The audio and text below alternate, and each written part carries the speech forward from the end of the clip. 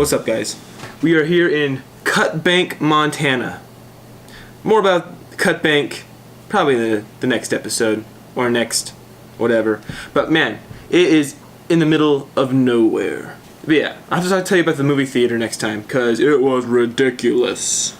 Anyways, so I took the MCAT last Friday. A few things about the MCAT. Biggest thing, my MCAT experience was timing.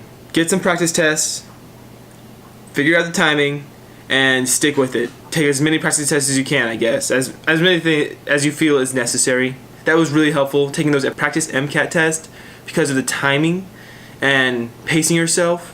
That's a really big thing. So that probably my biggest downfall was timing. So make sure you practice that one. Other than that, though, I felt like I was relatively prepared. I took about, like I said before, I took about 10 practice MCAT tests, 10 plus, and that was very helpful. Just to be able to get the format down, be able to get the procedures down, and just be able to just read, answer. So, yeah, but watch the time. Make sure that the time doesn't bite you in the you know where. In the hand, of course. So, hey, it was actually pretty cool. So the day before I took the MCAT, I went there and I talked to the people, asked them what I needed to bring. I needed to bring an ID card and I needed to bring a lunch. So in the actual MCAT facility, they had all these lockers that you could use. They gave you a locker key. You could put your phone in there, put everything in there. No metal, notes, anything.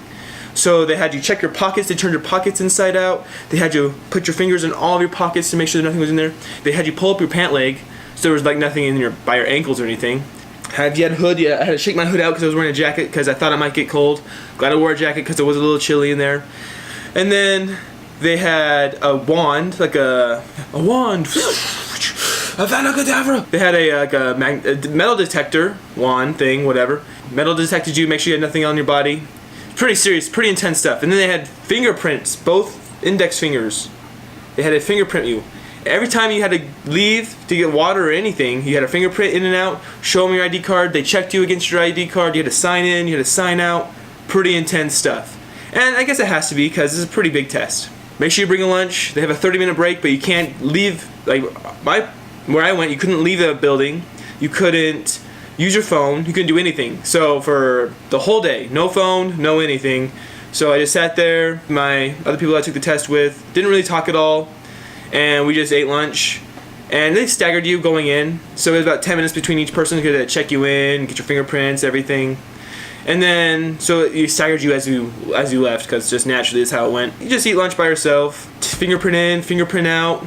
But you had to make sure that you took into account the sign-in time, because you don't want to be late for your test. So I always went about 5-6 minutes early.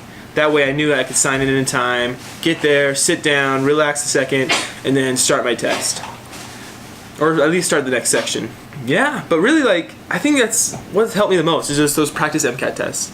So practice with those practice MCAT tests. Buy some. I had to spend a couple $100 to buy all of mine a few $100 actually. So some people they do pay for $1,000 for a study group kind of thing through some sort of MCAT prep company. Didn't do that.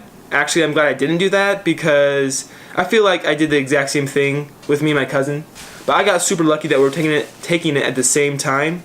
So, no, if not everyone has that ability, if you study better in groups, definitely do it. Totally recommended. But if not, if you find someone that you can do it with yourself, it's the exact same thing I've heard. So, take that for what it's worth. Yeah, so now on our travels, I need to be working on my application because I could start it now. They don't send it until June 1st. So I need to start working on that. So it takes a whole month for them to look at your grades, make sure your grades are all right, everything's inputted correctly. So if you are smart, you'll submit it June 1st. That's for medical schools. That's DO schools, MD schools.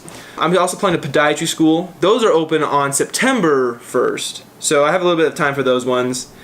And I still need to do some shadowing. Anything else, babe? So yeah, so next video I'll show you all where we've been. We've been in some crazy places.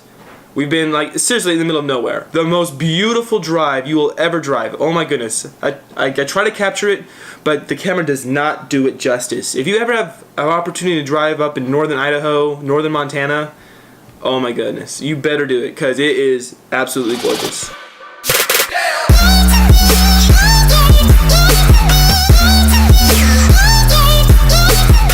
Good luck in the MCAT prep. You know, start early, 6 months early at least. Doing flashcards, taking MCAT practice tests, get with a buddy, keep yourself accountable. Make sure that you guys do it, and you guys can do it, champion.